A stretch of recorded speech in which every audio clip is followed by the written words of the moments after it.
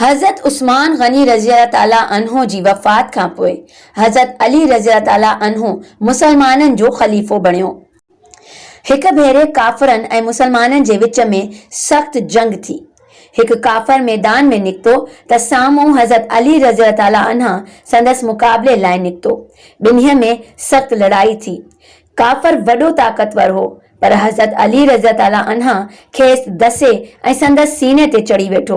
हज़रत अली रज़ी ताला अन्हा जॾहिं तलवार सां काफ़र खे क़त्ल करण लॻो त उन हज़रत अली रज़ी ताला अन्हा जे चेहरे ते थुक उछलाई।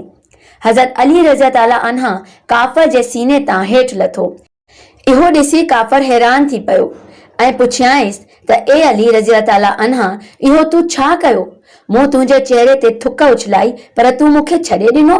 हज़रत अली रज़ी ताला अन्हा चयो, आऊं इन्हीअ करे क़त्ल करे रहियो हुयसि छाकाणि त तूं अल्लाह जो दुश्मन हुएं, पर जॾहिं तूं मुंहिंजे चेहरे ते थुक उछलाई त मूंखे कावड़ अची वई। हाणे अहिड़ी हालत में आऊं तोखे क़त्ल करियां हा त इहो कावड़ जे करे थिए हा, अल्लाह जी रज़ा लाइ न थिए हा। मुसलमान जेको बि कमु कंदो आहे सो अल्लाह जी रज़ा लाइ कंदो आहे। काफ़र ते इन्हीअ ॻाल्हि जो तमामु घणो असरु थियो ऐं हू हिकदमि मुसलमान थी वियो ऐं चयाईं, जंहिं दीन में अहिड़ा बहितरीन इंसान हुजनि उहो दीन कॾहिं बि कूड़ो नथो थी सघे।